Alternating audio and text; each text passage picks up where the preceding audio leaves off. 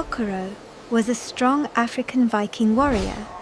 He lived in a village near the great ocean. He was brave, tall, and feared by many enemies.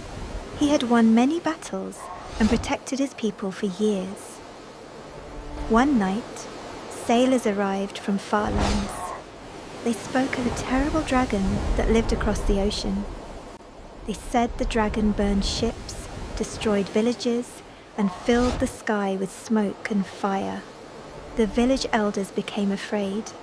They believed the dragon would one day come to their land.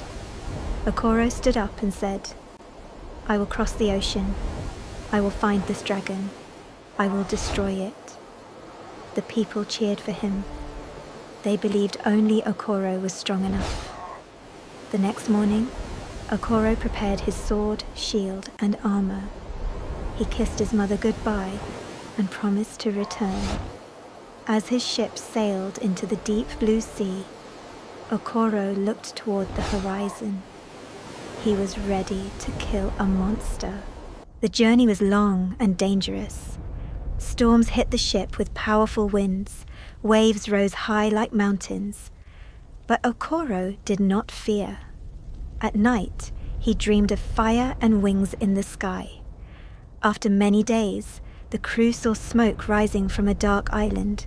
The sky above it looked red, even in daylight. "That must be the dragon's land," one sailor whispered. Okoro stepped onto the black sand of the island. The ground was warm beneath his feet. Burned trees stood like skeletons around him. He followed large claw marks on the ground. They led toward the mountains. As he climbed higher, he heard a loud, painful roar. It did not sound like anger.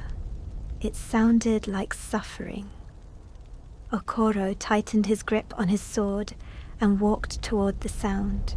Okoro reached a large cave hidden between sharp rocks. Smoke slowly came out from inside.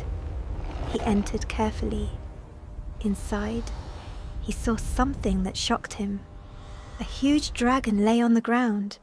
Her red scales were dull. Her breathing was weak. There were deep wounds on her body, as if she had been attacked.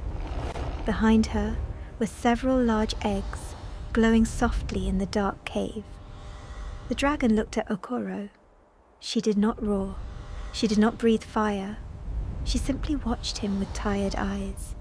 Okoro slowly lowered his sword. He looked around and saw broken spears and armor. Hunters had tried to kill her. "She is not destroying villages," he realized. "She is protecting her children." The dragon gave a weak cry and tried to stand, but she fell. For the first time in his life, Okoro did not see a monster. He saw a mother. Okoro's heart felt heavy. He had come to kill the dragon. That was his mission. That was his promise. But now he understood the truth.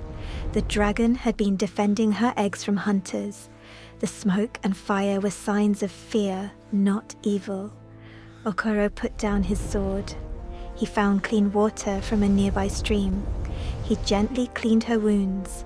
He removed sharp metal pieces stuck in her scales.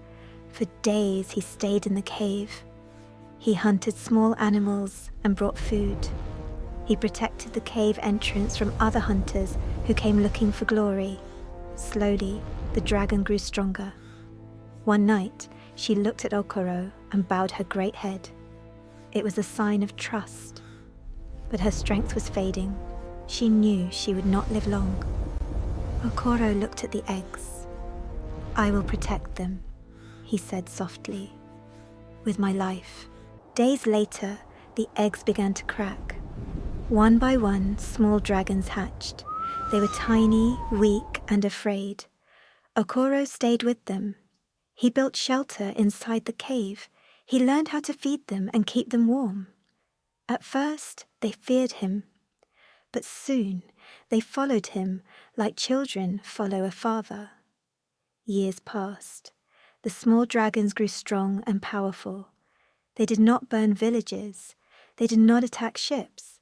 They flew over the island freely, guarding it. Sailors who passed by no longer spoke of a terrible dragon.